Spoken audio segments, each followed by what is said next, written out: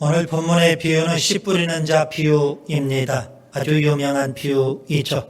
마태복음 13장에 보면 예수님은 천국 비유를 여러 가지 말씀하십니다. 그 중에 대표적인 비유가 씨 뿌리는 자 비유입니다. 모든 사람이 다 한두 번 정도는 들어서 혹은 보아서 알고 있는 비유입니다.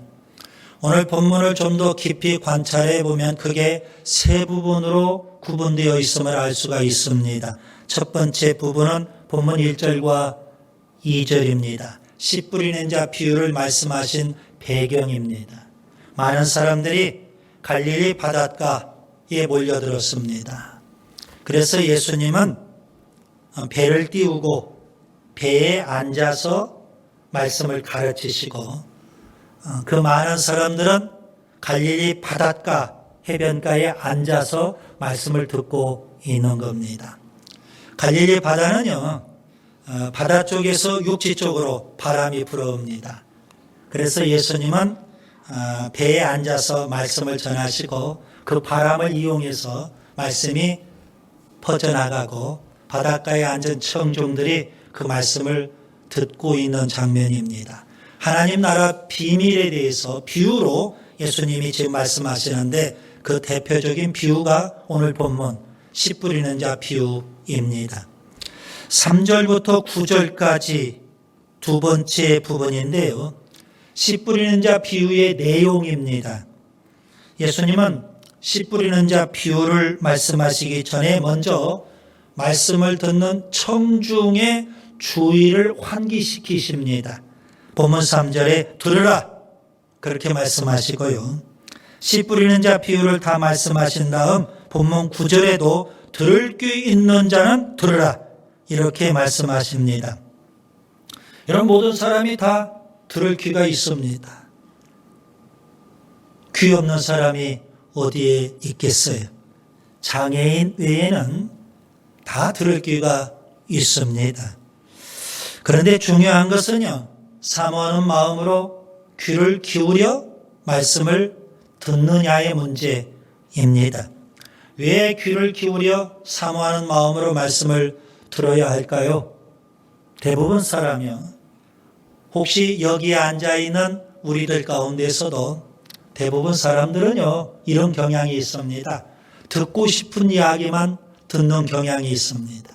혹은 건성으로 듣는다든가 딴 생각하면서 듣는다든가 듣는 둥 마는 둥 하는 사람들이 있습니다. 혹은 비판하기 위해서 듣거나 꼬투리 잡기 위해서 듣는 경우도 있습니다. 이런 경우가 있죠. 동일한 장소에서 동일한 사람에게 이야기를 들어요. 그런데 서로 달리 들어요. 서로 달리 이해하는 경우가 의외로 많습니다. 그래서 귀를 기울여 잘 듣는다는 것 굉장히 중요한 일입니다. 그래서 예수님은 들으라, 들을 귀 있는 자는 들으라, 먼저 주의를 환기시키고 본문의 말씀 씨 뿌리는 자 비유를 말씀해 주신 겁니다. 씨 뿌리는 자 비유의 내용은 이렇습니다. 고대 세계에는 오늘 우리 시대와 좀 다른 점이 있습니다. 농부가 씨를 뿌릴 때 오늘 우리 시대에는 정성껏 하나씩 이렇게 뿌린다기보다는 심는 겁니다. 그런데 고대 세계에는 씨를 그냥 흩뿌렸습니다. 그래서 바람에 날아가기도 하고요. 그냥 아무데나 떨어지기도 하고 그런 겁니다. 그래서 어디에 떨어지느냐에 따라서 열매를 맺느냐 맺지 못하느냐 문제가 발생을 했던 겁니다. 예수님은 네 가지 경우를 염두에 두고 말씀하시죠. 길가에 씨가 떨어진 경우, 돌밭에 씨가 떨어진 경우, 그리고 가시떨기에 씨가 떨어진 경우, 좋은 땅에 씨가 떨어진 경우, 네 가지 경우를 주님은 가정하시고 그 중에 좋은 땅에 씨가 떨어질 때 30배, 60배, 100배의 결실을 맺게 된다. 이렇게 말씀을 하십니다. 길가에 씨가 떨어지면 새들이 금방 와서 먹어버립니다. 결실할 수가 없죠. 돌밭에 씨가 떨어지면 싹이 좀 나오기는 하지만 뜨거운 태양에 금방 말라버립니다. 결실할 수가 없습니다. 가시떨기에 떨어지면 가시떨기가 왕성하게 자랍니다. 그래서 기운을 막아버리고 결국 그 씨가 결실을 하지 못하게 됩니다. 좋은 땅에 떨어져야만 잘 자라고 무성하게 되고 30배, 60배, 100배의 결실을 맺게 된다. 이렇게 주님께서 말씀하시죠. 세 번째 부분은요, 본문 10절부터 20절까지입니다. 씨 뿌리는 자 비유를 제자들에게 해석해 주시는 내용입니다. 예수님이 말씀하신 씨 뿌리는 자 비유를 깨닫는 게 참 중요하겠죠. 그런데 그 비유를 들었던 청중 모두가 다 깨닫는 것은 아닙니다. 대부분 청중은요, 보기는 보아도 알지 못하고 듣기는 들어도 깨닫지 못한다. 주님이 그렇게 말씀하고 계십니다. 예수님을 보면서도 예수님이 하나님의 아들 그리스도인 것을 알지 못합니다. 예수님이 지금 하나님 나라 비밀을 비유로 말씀하시는데 그 비유를 들으면서도 하나님 나라를 깨닫지 못하고 있는 겁니다. 왜 그럴까요?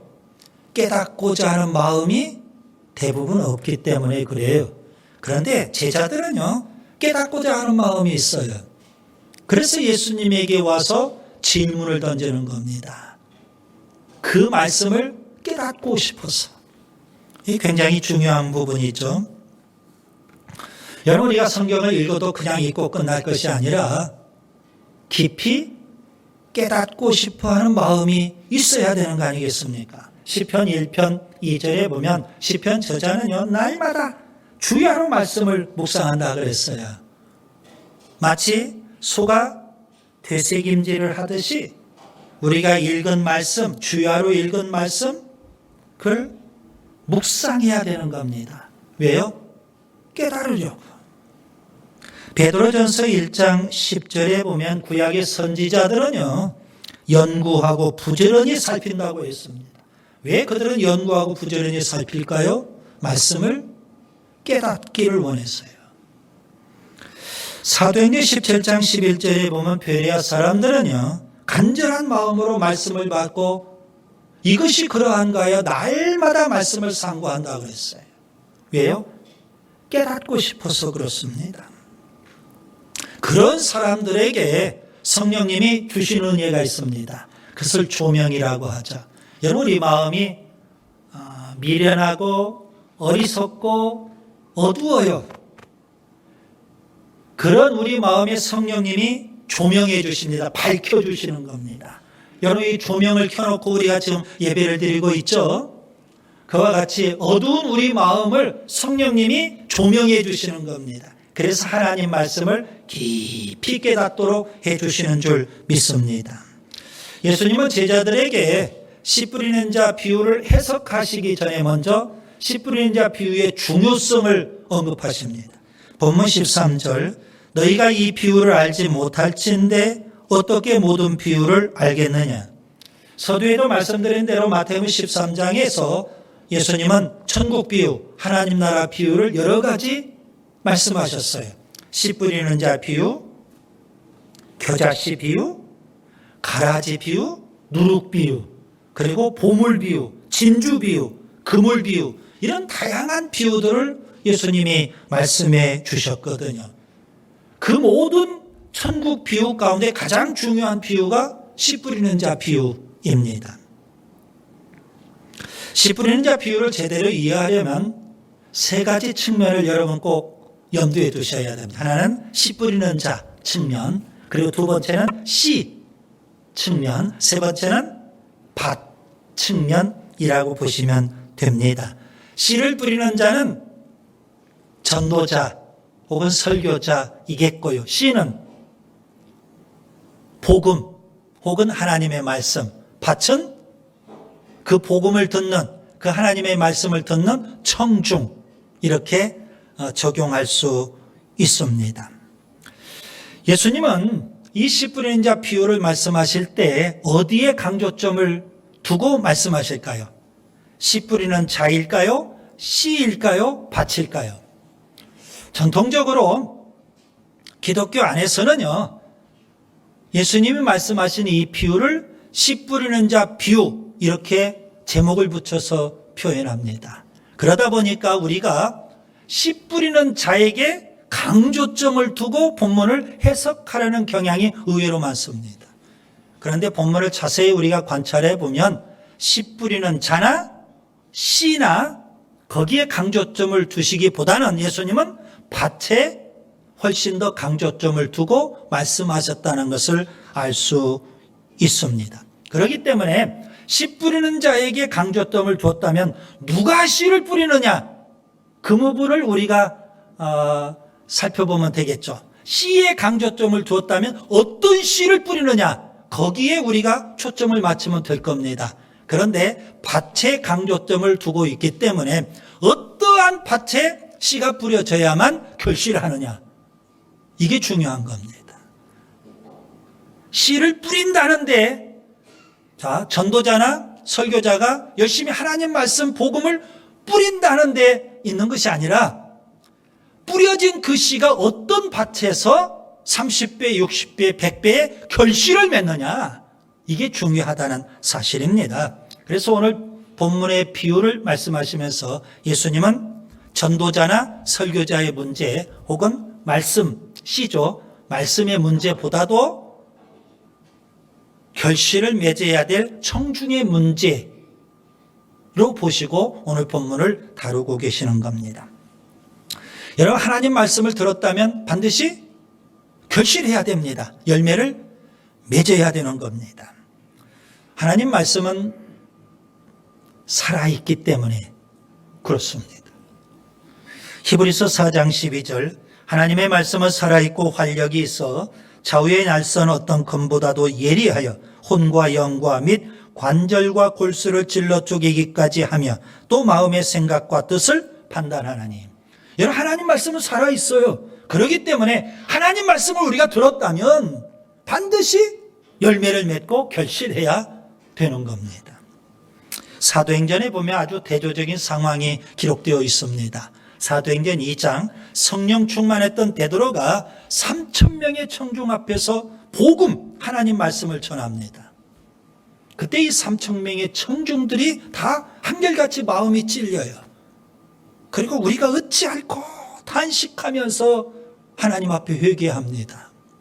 반면에 사도행전 7장에 보면 베드로처럼 성령 충만했던 스데반이 베드로처럼 하나님의 말씀, 복음을 전해요. 누구에게 전하느냐 하면 베드로는 3,000명의 청중, 스데반은 산헤드린 공회원에게 복음을 전해요. 그런데 반응이 달라요. 둘 다 성령 충만했던 베드로와 스데반이에요. 베드로와 스데반 둘 다 복음을 전해요. 그런데 청중들의 반응이 약간 달라요. 물론 베드로의 설교를 듣고 마음이 찔렸어요. 3,000명의 청중들. 스데반의 설교를 듣고 산헤드린 공회도 마음이 찔렸어요. 베드로의 청중은 마음이 찔리고 우리가 어찌할꼬 하면서 내 가슴을 치면서 통에 자복을 해요. 스데반의 설교를 들었던 산헤드린 공회는요, 마음이 찔렸어요. 그런데 그들은 돌을 들어서 설교자인 스데반을 쳐 죽였던 거예요. 자, 설교자의 문제도 아니고 말씀의 문제도 아니에요. 문제는 어디에 있어요? 말씀을 듣는 청중의 문제예요. 청중의 마음 밭이 정말 중요하다는 사실입니다. 여러분, 우리가 하나님 말씀을 들을 때 그냥 듣고 끝나는 것이 아니라 반드시 결실해야 돼요. 말씀을 듣는 청중의 마음, 이게 굉장히 중요해요. 거기에 예수님은 지금 강조점을 두고 오늘 비유를 말씀하고 계시거든요. 어떻게 하면 말씀을 듣고 결실할 수 있을까요? 저는 말씀을 듣고 결실하는 사람을 가리켜서 말씀의 사람, 이렇게 표현해 보려고 합니다. 오늘 우리가 지금 하나님 앞에 와서 설교를 들어요. 자, 예수님은 완벽하신 분이죠. 물론 지금 앞에서 말씀을 전하는 설교자는 완벽할 수 없어요. 설교자 문제에 있을 수 있어요. 예수님은 복음, 하나님의 말씀을 전해요. 그 말씀, 그 복음 완벽해요. 문제가 될 게 없어요. 그러나 설교자인 제가 전하는 설교 분명 문제가 있을 수도 있어요. 그런데 주님께서 지금 어디를 보고 계시느냐 이거예요. 말씀을 듣는 청중이 하나님의 말씀에 결실, 열매를 맺느냐, 이게 중요하다는 사실입니다. 자, 어떻게 하면 말씀을 듣고 결실할 수 있을까요? 어떻게 하면 말씀의 사람이 될 수 있을까요? 소극적인 측면이 있고 적극적인 측면이 있어요. 소극적인 측면은 방금 말씀드린 대로 우리 마음밭이 길가나 돌밭이나 가시떨기가 되면 안 돼요. 적극적인 측면은 우리 마음밭이 옥토가 되어야 돼요. 그래야 결실하고 말씀의 사람이 될 수 있거든요.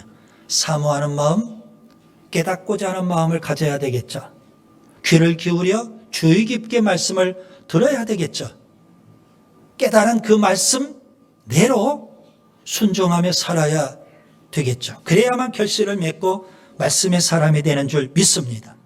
여러분, 말씀이 우리에게 임할 때 그 말씀이 자라고 결실해서 30배, 60배, 100배 그런 열매를 맺는 동안 그런 열매, 결실을 맺지 못하도록 방해하는 요소가 있다고요.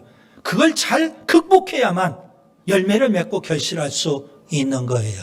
예수님은 우리가 결실하지 못하도록 방해하는 3가지 요소를 말씀해 주셨어요. 그게 뭘까요? 첫째, 영적인 방해를 우리가 잘 극복해야 합니다. 본문 15절을 보세요. 길가에 씨가 뿌려진 사람은 말씀을 듣는 즉시 사탄에게 말씀을 빼앗기는 사람입니다. 여러분, 말씀을 들을 때 결실하지 못하도록 방해하는 영적인 방해 원인이 있어요. 그게 바로 마귀 사탄입니다. 마귀 사탄은요, 우리가 결실하지 못하도록, 우리가 말씀의 사람이 되지 못하도록 방해하고 회방하고 대적을 합니다. 반면에 성령님은요, 우리로 하여금 말씀을 듣게 하시고 깨닫게 하시고 실천하게 하시고 열매를 맺게 하시고 말씀의 사람이 되게 해주시는 줄 믿습니다. 여러분, 길가라고 되어 있죠. 길가는 우리가 흔히 잘 아는 대로 밭과 밭 사이에 나 있는 길을 의미합니다. 그 길은 사람들이, 농부들이 자주 다니기 때문에 반들반들한 길이에요. 여러분, 그러한 곳에 씨가 떨어진다면 뿌리를 내릴 수가 없어요. 뿌리가 내리기도 전에 새들이 와서 다 빼앗아 먹어버리는 겁니다. 영적으로 길가와 같은 마음은 강팍한 마음입니다. 그런 마음을 갖고 하나님 앞에 나와서 말씀을 듣는들 열매를 맺을 수 없는 겁니다. 말씀을 듣는 순간 즉시 마귀 사탄이 다 빼앗아가기 때문이에요. 여러분, 말씀을 마귀 사탄에게 도둑 맞고 마귀 사탄에게 말씀을 빼앗기는 것도 문제예요. 그런데 더 심각한 문제가 있어요. 뭘까요? 말씀만 빼앗기는 것이 아니라 마음을 빼앗긴다는 겁니다. 왜 길가는요, 반들반들한 길일까요? 왜 마음이 길가와 같은 사람은 그렇게 길이 났을까요? 마귀 사탄이 마음대로 마음이 늘 들락날락한 거예요. 얼마나 들락날락했으면 반들반들 길이 났을까요?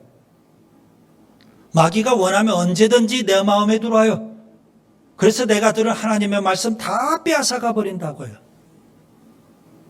그러니 결실할 수도 없고 열매 맺을 수도 없어요.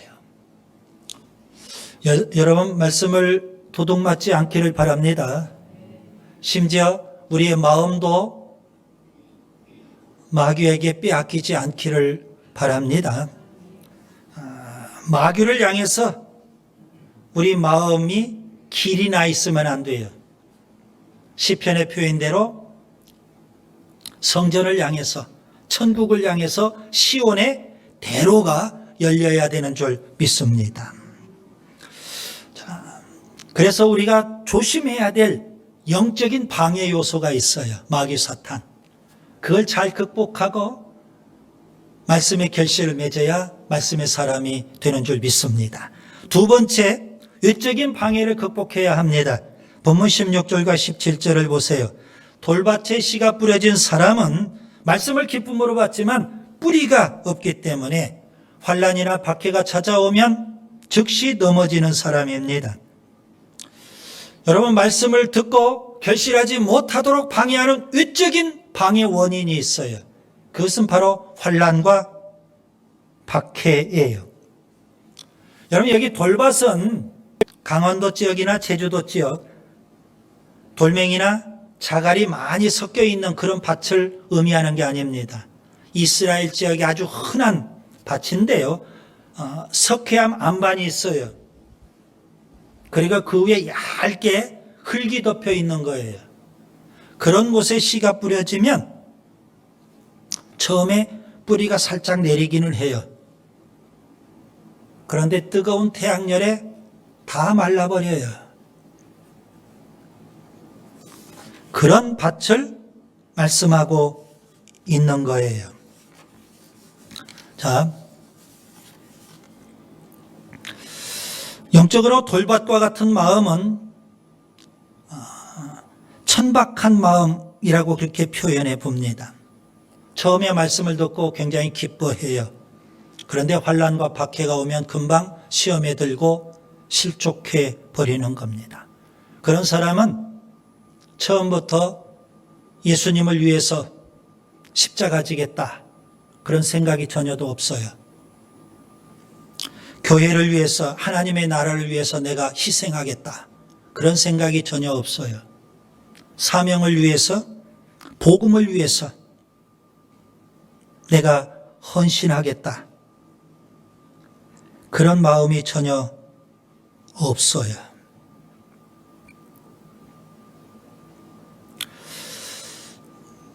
그런데 어느 날 환난과 박해가 오면 신앙을 헌신짝처럼 버려요. 그는 개인의 평안함과 안일함만 추구하며 신앙으로 살려고 해요. 예수님을 이용해서 복이나 받겠다고 생각한 사람이에요. 그런데 어느 날 환난과 박해가 찾아오면 감당할 수가 없는 거예요. 그런 사람이에요. 그런데 우리가 알아야 될 것은요, 환난과 박해는 예수님의 제자에게는 선택이 아니라 필수라는 점입니다. 외적인 환난과 박해가 찾아올 때 여러분, 시험 들어서는 안 돼요. 실족하면 안 돼요. 신앙을 헌신짝처럼 내팽겨 버리면 안 돼요. 오히려 더 믿음으로 환난과 박해를 이겨야 하는 줄 믿습니다.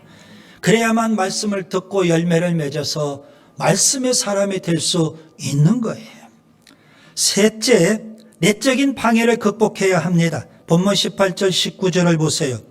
가시떨기에 씨가 뿌려진 사람은요, 세상의 염려, 재물의 유혹, 기타 욕심 때문에 결실하지 못한 사람이라고 했어요. 여러분, 말씀을 들을 때 결실하지 못하도록 방해하는 내적인 원인이 있어요. 그것은 뭘까요? 염려, 유혹, 욕심이에요. 가시떨기가 왕성하게 자라요.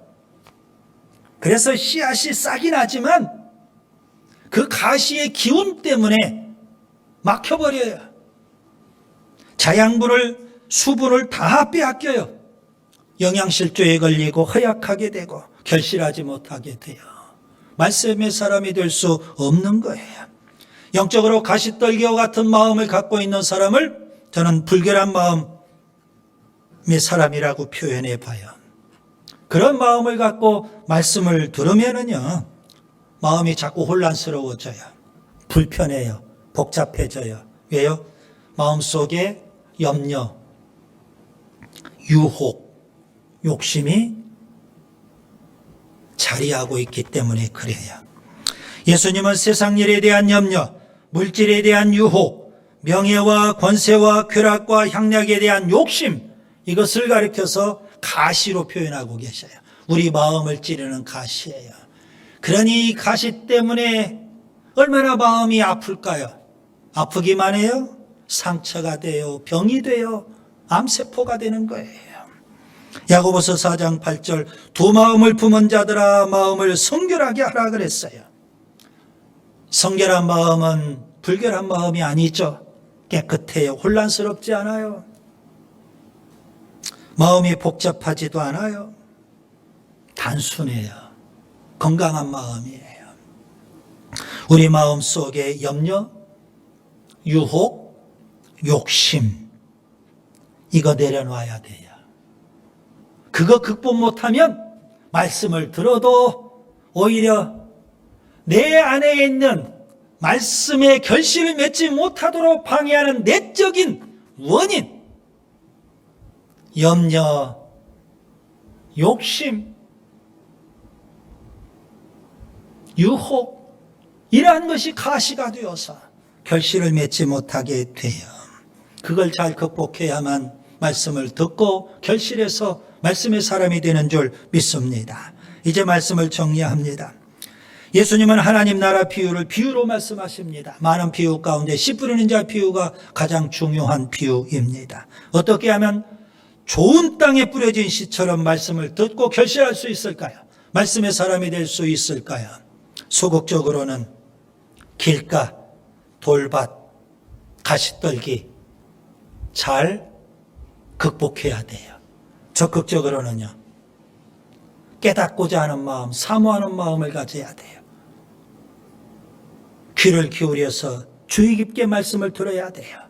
깨달은 말씀대로 순종하며 살아야 돼요.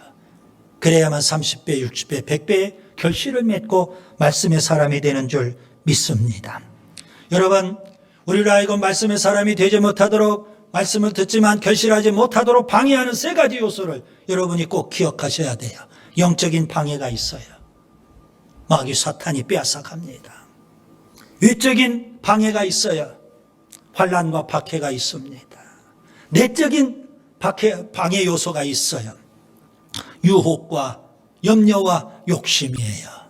이걸 극복하지 못하면 말씀의 사람이 될 수가 없는 거예요. 말씀 듣고 30배, 60배, 100배 결실을 맺는 말씀의 사람이 될 수 있기를 바랍니다.